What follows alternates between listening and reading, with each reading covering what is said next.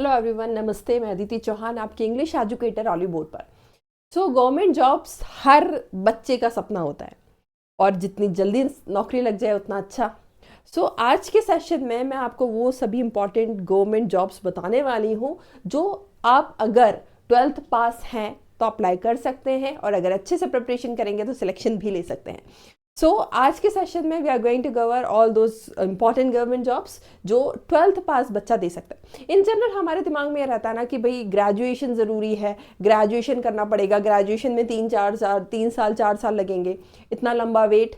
अगर आप 12th पास हैं, आपको अभी के अभी जल्दी से जल्दी सरकारी नौकरी चाहिए, तो आइए चलिए देखते हैं वो कौन सी इंपॉर्टेंट पोस्ट हैं, जॉब्स हैं जो आप 12th पास होने के बाद दे सकते हैं। सबसे पहले अगर मैं देखना चाहूँ तो CHSL की बात आती है, combined higher secondary level examination है ये 12th पास बच्चा आसानी से दे सकता है। अगर आपने 12th पास कर लिया है तो आसानी से आप इस एग्ज़ाम को अपीयर कर सकते हैं। दूसरा, इसमें आप लोअर डिविजनल क्लर्क की लेवल पर एंट्री पाते हैं, डेटा एंट्री ऑपरेटर के लेवल पर एंट्री पाते हैं, क्लर्क और वेरियस गवर्नमेंट डिपार्टमेंट्स में एंट्री पाते हैं। खास तौर पर मैं आपको स्पेशल बात बता दूं इसकी कि आप सेंट्रल गवर्नमेंट के डिपार्टमेंट्स में एंट्री पाते हैं ग्रुप C लेवल पर। तो ये बढ़िया एग्जाम है, 12th पास बच्चा दे दे, बढ़िया एग्जाम है, प्रमोशन भी इसके अच्छे होते हैं, आप ग्रुप B पर पहुंच जाते हैं। अच्छी एग्जाम है SSC CHSL। अब बेसिकली CHSL का एक बार मैं आपको पे स्केल बता देती हूँ। अगर आप LDC पर जाते हैं तो इसका 19,000 से 63,000 तक का इसका पे स्केल रहता है। अगर आप DO बनते हैं, डेटा एंट्री ऑपरेटर, तो इसका बनता है 25,000 से 81,000 तक का। और DO ग्रेड A अगर जाता है तो 25,000 से 81,000 तक का। तो इसका पे स्केल अच्छा पे स्केल है, स्टार्टिंग लेवल इसका अच्छा है। नेक्स्ट अगर हम देखें तो SSC CHSL की सिलेक्शन प्रोसेस क्या है। इसमें भी Tier 1 होता है, Tier 2 होता है। Tier 1 में आपको MCQ देना रहता है, 1 घंटे का रहता है जिसमें 200 क्वेश्चन रहते हैं। और Tier 2 में आपका ऑब्जेक्टिव मल्टीपल चॉइस क्वेश्चन होता है, टाइपिंग टेस्ट भी होता है क्योंकि डेटा एंट्री ऑपरेटर की भी इसमें एग्जाम होती है। नेक्स्ट अगर हम देखें तो SSC स्टेनोग्राफर है। स्टेनोग्राफर का एग्जाम भी हर वो बच्चा दे सकता है जिसने 12th पास किया है। ये जो है आपका ग्रेड C और ग्रेड D लेवल की रिक्रूटमेंट पोस्ट है। इसमें मोस्टली बहुत ज़्यादा आर्डेंट या फिर बहुत ज़्यादा फॉर्म फिल करती है फीमेल कैंडिडेट्स, क्योंकि स्टेनोग्राफर की पोस्ट अच्छी रहती है, सिटिंग जॉब है, डेस्क जॉब रहती है, अच्छा रहता है, फील्ड वर्क नहीं रहता इसमें, इसलिए most preferred by female candidates है। ऐसा नहीं है मेल नहीं दे सकते, दे सकते हो, पर प्रेफर्ड ज़्यादा फीमेल कैंडिडेट्स इसको करती हैं। और अगर हम देखें तो पे स्केल भी इसका स्टेनोग्राफर C ग्रेड D का भी है। 4600, 4200 और 2400 ग्रेड पे है इसमें। ये ग्रुप B की है और ये C की है। 9,300 से 34,000, 9,300 से 34,800 एंड 5,200 टू 20,200 तक की इसकी पे स्केल होती है। नेक्स्ट अगर आप देखेंगे इसकी सिलेक्शन प्रोसेस क्या है तो वही Tier 1 Tier 2 होता है। Tier 1 में आपके मल्टीपल चॉइस क्वेश्चंस आते हैं और 200 मार्क्स के 100 क्वेश्चंस होते हैं, 2 घंटे में आपको इसे करना रहता है। Tier 2 में भी मल्टीपल ऑब्जेक्टिव चॉइस क्वेश्चंस होते हैं, स्किल सेट भी होता है। तो यहाँ पर सेक्शन 1 सेक्शन 2 रहता है जिसमें आपका कंप्यूटर नॉलेज और स्किल टेस्ट किया जाता है। नेक्स्ट अगर आप देखेंगे SSC MTS है, मल्टीटास्किंग स्टाफ, ये भी बढ़िया है। अगर आपने 12th पास कर लिया है तो आप मल्टीटास्किंग स्टाफ MTS का एग्जाम भी दे सकते हैं। और ये भी बढ़िया है, इसमें तो प्रमोशंस अच्छे हैं। मल्टी MTS से आप बहुत जल्दी प्रमोट होकर इंस्पेक्टर लेवल की पोस्ट पर पहुंच जाते हैं। तो अब आपको अगर ऐसा है कि आपको 1 साल के अंदर 6 महीने के अंदर 12th पास किया है और एग्जाम कैसे भी जॉब लेनी है वो भी सरकारी, तो भाई अच्छी एग्जाम्स होती हैं ये। तो यहाँ पर गुड प्रमोशनल ग्रोथ, जैसा कि मैं कह रही थी आप लोगों को, प्रमोशनल ग्रोथ अच्छी है इनमें क्योंकि सेंट्रल गवर्नमेंट की है सारी। नेक्स्ट इसकी पे स्केल अगर आप देखेंगे ना तो ये एक नॉन गैजेटेड ग्रुप C की नॉन मिनिस्ट्रियल पोस्ट है जो कि पे बैंड 1 मतलब 5200, 5,200 से 20,200 तक की पे स्केल रहती है आपकी। ग्रेड पे इसका 1800 है, इस ग्रेड पे के अंडर ही आता है। पर MTS की जो होम सैलरी जो आप इन हैंड बनती 20,000 से 24,000 के बीच में अप्रॉक्स बनती है, ये भी ठीक है, स्टार्टिंग बेसिस पर अच्छी है। और उसके बाद ना इसके प्रमोशंस अच्छे हैं, तो आप अच्छे प्रमोशंस इसमें ले सकते हैं। नेक्स्ट अगर हम देखें तो इसका भाई MTS का पे स्केल, जैसा कि मैंने आपको भी बताया, पे स्केल नहीं एग्जाम पैटर्न है, सॉरी एग्जाम पैटर्न होना चाहिए। इसमें आपकी मैथमेटिकल एबिलिटी, रीजनिंग और न्यूमेरिकल एबिलिटी, जनरल अवेयरनेस और इंग्लिश लैंग्वेज, ये सभी आता है। इसमें 40 क्वेश्चन सेशन में रहते हैं और दूसरे में आपके 50 क्वेश्चंस रहते हैं, तो 45 मिनट पर सेशन के लिए आपको मिलता है। नेक्स्ट अगर हम देखें, एग्जाम पैटर्न में भी वही 150 मार्क का रहता है, ये 50 क्वेश्चन 150 मार्क का, जिसमें आपके सेक्शन 2 की मैं बात कर रही हूँ, और 45 मिनट आपको भी मिलते हैं। The marks scored by candidate out of 270 determine the final selection, 270 में से आपका फाइनल मेरिट बनता है। ठीक है, आप इसको भी ऑप्ट कर सकते हैं अगर आप 12th पास हैं तो। ये देखिए, जैसा कि मैं बता रही थी सेक्शन 1 सेक्शन 2, तो सेक्शन 1 में क्वांट है और रीजनिंग है, 20 60 और 45 मिनट आपको इसमें मिलते हैं। 20 क्वेश्चन आएंगे 60 नंबर के, मतलब एक क्वेश्चन 3 नंबर का रहता है। सेक्शन 2 में आपका जनरल अवेयरनेस है और इंग्लिश लैंग्वेज है, इसमें 25 क्वेश्चंस आते हैं, 75 नंबर के होते हैं, 45 मिनट मिलता है। ठीक है, सो इन टोटल 150 + 120 270 मार्क्स का आपका पूरा टोटल पेपर हो जाता है।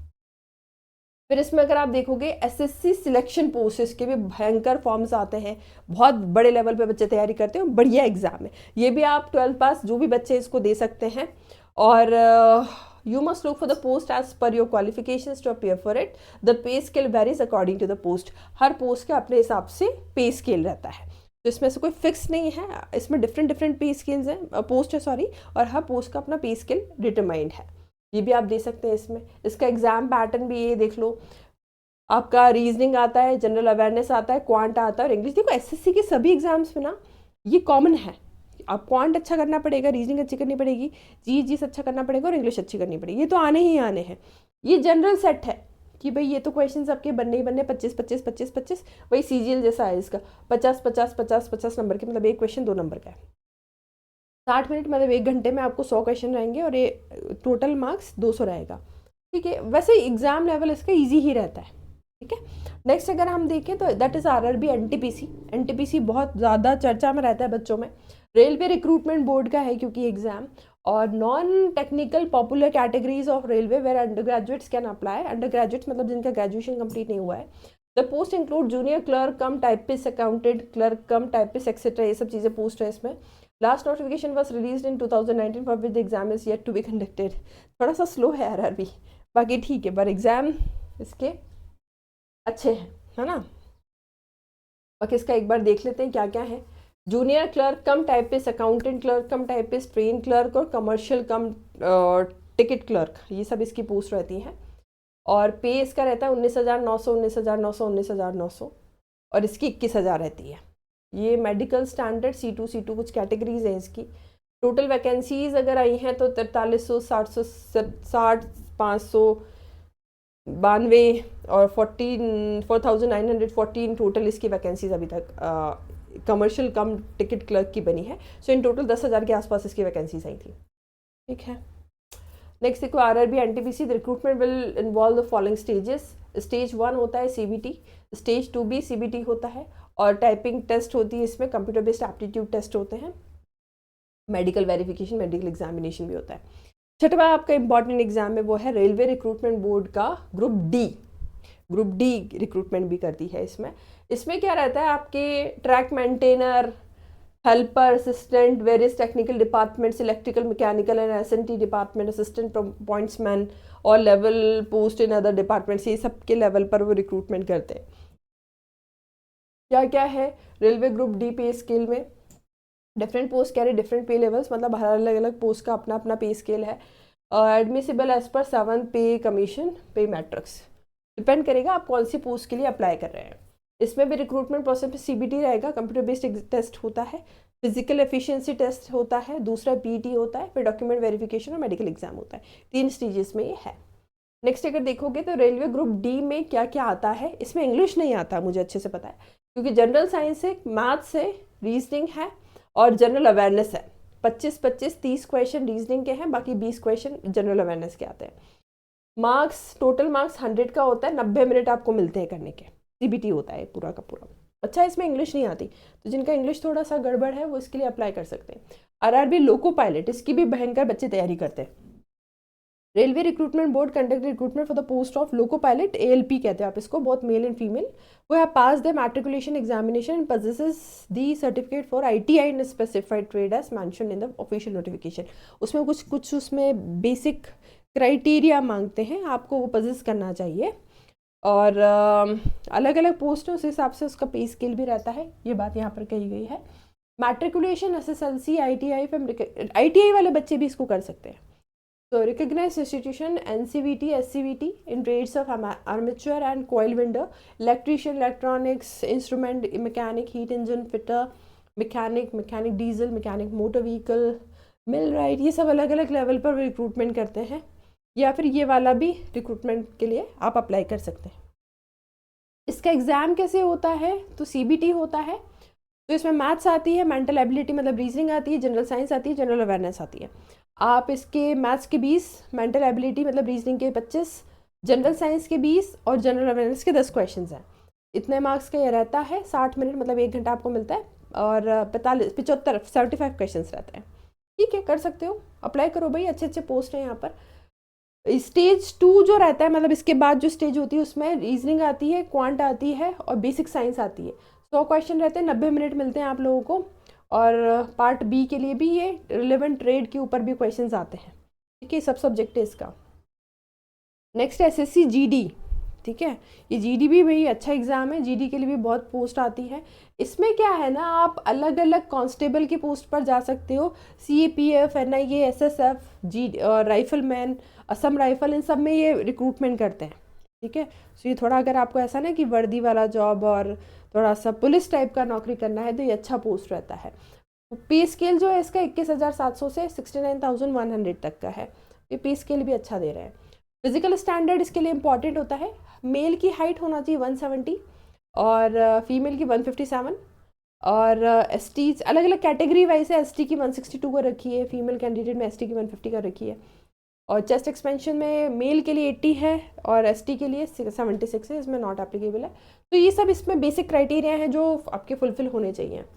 फिजिकल एफिशिएंसी टेस्ट होता है जिसमें आपको 5 किलोमीटर दौड़ाया जाता है 24 मिनट में, एक 1.6 किलोमीटर लड़कियों के लिए है, हाँ, और for candidate other than those belonging to Ladakh region, और इसमें 1.6 किलोमीटर 7 मिनट में दौड़ना रहता है, लद्दाख वालों को 800 मीटर इन 5 मिनट दौड़ना रहता है। ठीक है, तो जो लद्दाख वाले उनके लिए ये क्राइटेरिया है, जो लद्दाख को बिलोंग नहीं करते, जैसे आप लोग हैं, हम लोग हैं, तो हमारे लिए ये क्राइटेरिया है।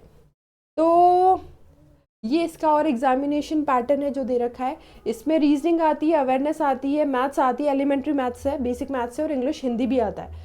तो यहाँ पर 25 क्वेश्चन आते हैं। इंग्लिश हिंदी ऑप्शनल है, मतलब या तो इंग्लिश या हिंदी, इस तरह से रहता है।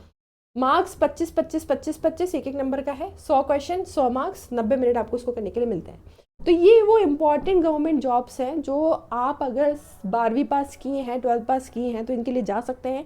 बहुत बढ़िया एग्ज़ाम होते हैं, इनकी पोस्ट भी अच्छी अच्छी निकलती हैं, और इसमें से SSC लेवल की जो एग्ज़ाम्स हैं, अधिकतर एग्ज़ाम्स हैं सेंट्रल गवर्नमेंट लेवल की हैं, तो आप अच्छी नौकरी पा सकते हैं, में प्रमोशंस भी अच्छे होते हैं। तो भाई तैयारी कीजिए, आज से ही लग जाइए, और भाई ग्रेजुएशन जब होगा तब आप ग्रेजुएट लेवल के एग्जाम्स प्रिपेयर कीजिएगा, लेकिन अभी की जो तैयारी है ना आप लोगों को बहुत ज़्यादा मदद करेगी। आई होप मैंने जो इन्फॉर्मेशन दी है आप लोगों के लिए यूजफुल रहेंगी। इसी तरह की और इम्पॉर्टेंट महत्वपूर्ण जानकारी के लिए फॉलो करें SSC coaching by olive board पर। Thank you so much.